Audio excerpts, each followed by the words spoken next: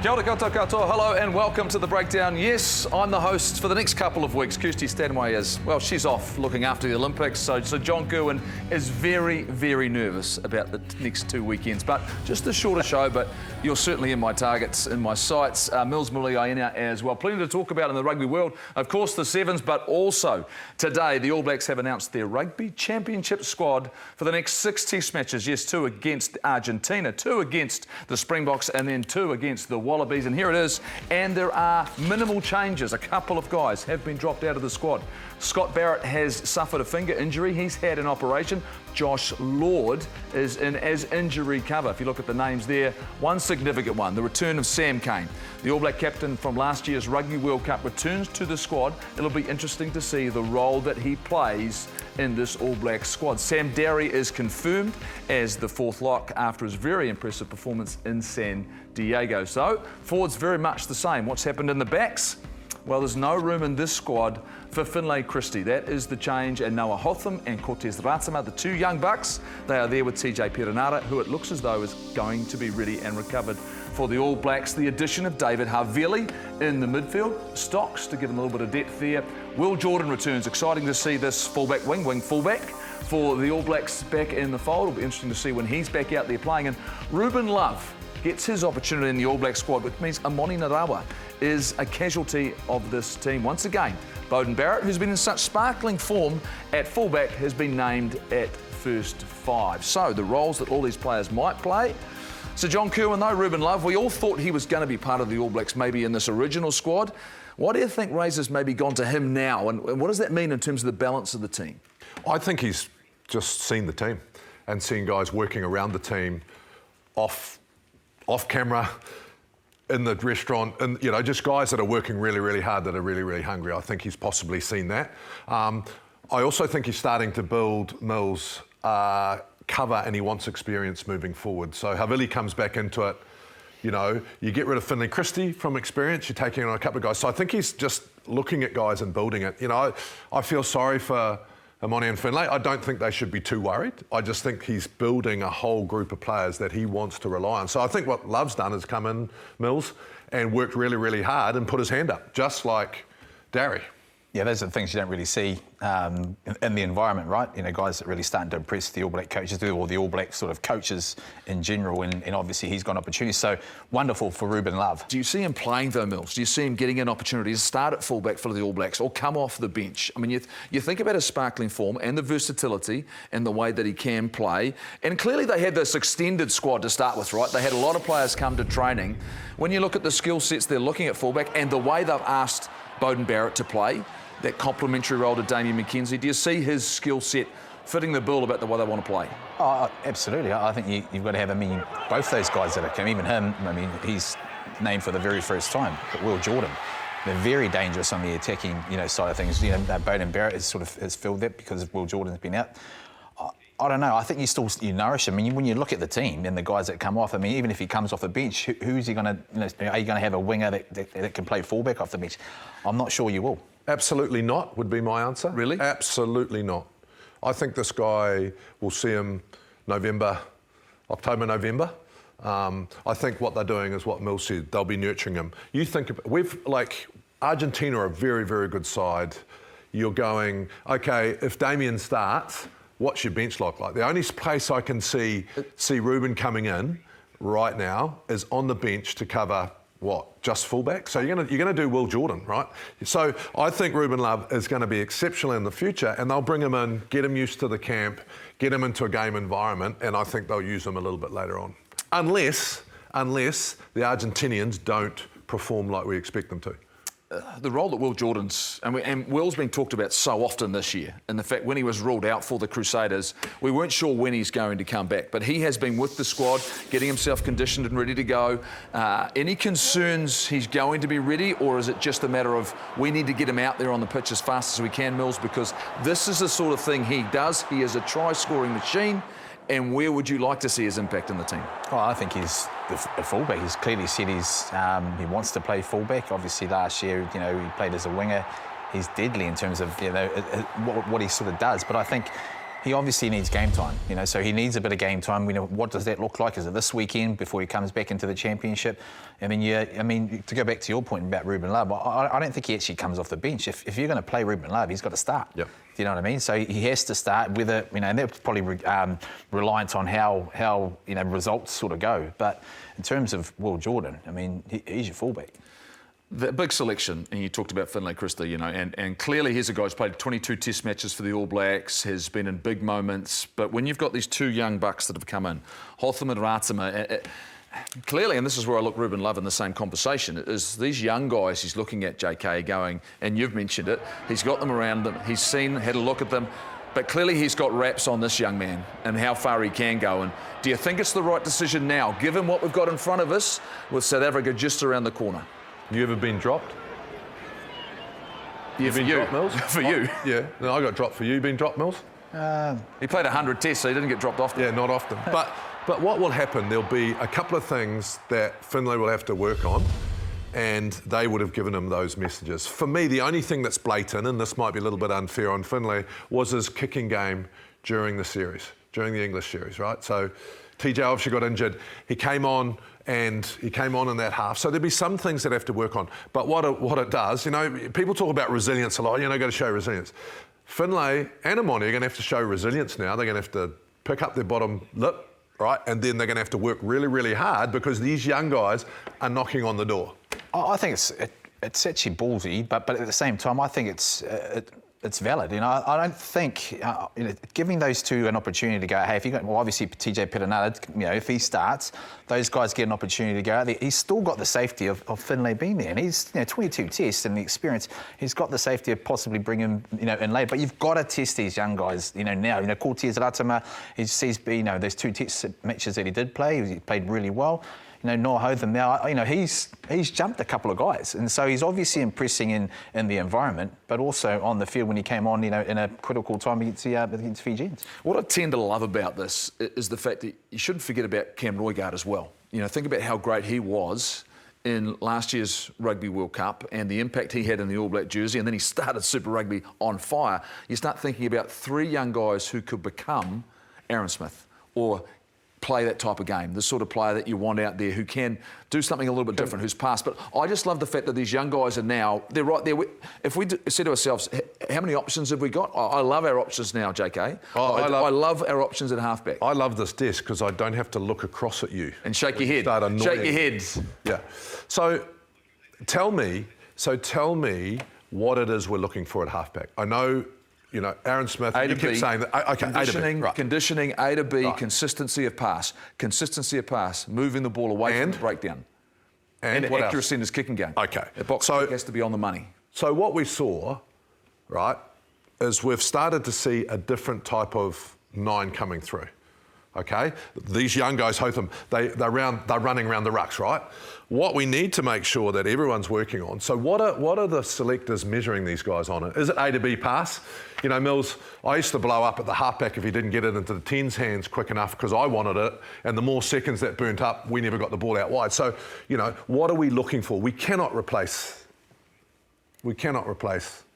No, I get that, right? What I'm saying. So what are we looking for? Well, and I think it's a combination of I think it's an easy task, right? When you look at young guys like that, they're going to go out there and they're going to pass, right? But what we're actually seeing from Cortez Ratima and the Hotham is that they're starting to snipe a little bit of quick ball, and they actually a little part of their game starting to sort of blossom out. You've got to keep sort of adding to that, and that's probably why they've got the nod in front of Finlay. They know what Finlay Christie can do. Yeah. But at the moment, it's not that risky, See, Goldie, I think it's. I'll be interested to see what Razor says about the game as a whole, because I think what we're starting to see now is selection towards where he and how he wants to play. So in the past, maybe Finlay was the passer and the defender, but now they're saying we want halfbacks who can do A to B, but we also want them darting. We want them slowing up that defence line because we've got all these defence lines just crashing against us. So how do we slow that up? Well, you can slow it up pretty quickly by a halfback that can snipe around and slow you up. It was a big squad, though. You're talking 36 players. So, we sort of had a sense who was going to be added into it. But I do like the balance of it, and you get the sense there's a real confidence about what it is exactly they're looking for. Now they've played a few games. Well, it's only a couple of weeks until the first test of the Rugby Championship, and it's against Argentina, and this is your opportunity to actually get an upgrade. If you purchase a ticket to the All Blacks versus Argentina at Sky Stadium or Eden Park and be in to win an upgrade for 2 to the Black Jersey Pass. This includes the best seat in the house, access to an All Blacks captain's run, I tell you what, are fantastic, and you meet an All Black legend. It could even be Mils Molina. You just never know. Also John Kirwan. That offer is until the 1st of August. So get in, purchase a ticket, and you'd love to get an upgrade close and personal. It's going to be a fantastic test match against the Pumas. Well, we've had our say. Let's now go inside the All Blacks. Let's hear from the All Black coach himself, and Scott Robertson joining us. Razor, I want to ask you, thanks for joining us, but first and foremost, 3 test matches now behind you. Have you had a chance to reflect, and what have you learnt over this first campaign of the season? Yeah, thanks, kia ora everyone. Thanks for having me on. What have I learnt? You do a lot of planning, you do a lot of preparation, and then you get in there for the week and there's a lot of decisions to be made. There's a lot of things that go on that you don't plan for, and you think on your feet, and your life experiences come in really handy. So, look, it's good to be home after a month away. Good to get the feet on the ground and see the whānau and get a couple of surfs in. Nice, Razor. A few waves. Sam Cane back in the squad. How did you come to that decision? Oh, it's good to have the Sheriff back. Look, I've been really impressed with Sam. What he gives you on the field and off the field it's pretty clear. He lives really high standards. He keeps people accountable. And look, all of his experience and all of his things that he's had before are really valuable, done before, really valuable to us. We're looking forward to having him back in and, own his new role, not as captain, but he'll be an important leader for us. Razor, fantastic to see Ruben Loven here, new face as well, but also super exciting to see Will Jordan back into the squad. Do you see Will Jordan as a wing fullback or a fullback that can play wing? The secondary, yeah. He's a fullback that can play wing. He can cover there. We're really fortunate with Bowden's form. He's come in, super hot form and we've got a game this weekend, Will. It's his first game in a long time. So he's got to perform straight away and own it. Get back to a test match level. We're really pleased for him that he's worked so hard and gives us depth, as you said, fullback and then can cover wing. Gives us a little bit of, I'm really big on players playing 2 positions. Their preferred position, but another position. As you know, rugby, things change really quickly and the utility factor is critical. Razor, you've had to break some bad news to a couple of players that they've missed out on this squad. But I want to ask you, first and foremost, what are the 2 young halfbacks added to this group that's given you this choice and given you the confidence to say, yes, I'm going to leave Finlay Christie out, a guy who's played 22 tests for the All Blacks. What are the 2 young men have convinced you? What have they done that they need another opportunity? Firstly, I just want to address with Finn, and look, what he's done and over the period of time with us in the environment and on the field. Look, he's been great. It's an extremely tough call. My job is to create opportunities for young men, to create competition, any men, in different age groups come in and create that competition. And that's what those 2 young halfbacks have done coming in. Cortez is a test match footballer. He rises to the occasion. Noah took his opportunity and Finn's in next. If anything happens, he could be in next week. We just want him to go and get that intuitive style game that he can play in NPC and be ready to become an All Black at any time when needed. Razor, I know it's incredibly hard. Like you said, lots of planning. You've come in, you've been through this series. Have you started to see some of your coaching style coming out in the way you want to play, or are you still breaking it in gradually? A little bit of both. Look, the first 2 test matches, there's no pre-season, as you know, JK, and you've got to get straight in and win test matches, evolve your game pretty quickly. As I mentioned before, everything is new. So now the newness part's gone. Now we can embed a little bit more, and I think we saw that. Well, we did see it against Fiji. We saw, 6 debutants and a team really clear on how we want to play and to win the game in the test match in front of us. Now that changes again for Argentina. One thing you learned, every game's like a final, and you've got to, play to beat the team in front of you, and very quickly. So, yeah, it's good. The first 3 weeks, South, what we learned as a coaching group and the team on the field would be better for, no doubt. Yeah, I want to go to that, Razor, the coaching group. I know you've mentioned the stuff about on the field, but, have you sort of started to get your process together in terms of your team itself, the coaching group, and also have you had to pivot in some sort of way in terms of, timings, in terms of what you implement on the field and actually go out and coach? Yeah, it is, because your training should reflect what you're going to do in the test. Time off feet, starter plays, kick battles, push, the pressure cycles that we run and how that structure. So it's been, because it's new, people there's a natural progression of learning that goes in. Now we've got that embedded. We'll unpick it when we get back into, leaders meeting on Sunday night when we get into camp, and then our first day on Monday, which is, embedding everything for preparation to beat Argentina. Everyone knows that now, on and off field, there's a way better flow because we know it and understand it. And again, it's my job is always to create a little bit of edge during the week, but also create clarity for the boys to go and play and trust their instinct. Razor, we're looking forward to it. Yeah, there's a lot of stuff going on at the moment around the Olympics, but clearly the All Blacks are front and centre with us and our rugby community. Look forward to seeing you in Wellington in a couple of weeks, and prepare well. Thanks for joining us. Yeah, thanks for having me. Cheers, guys.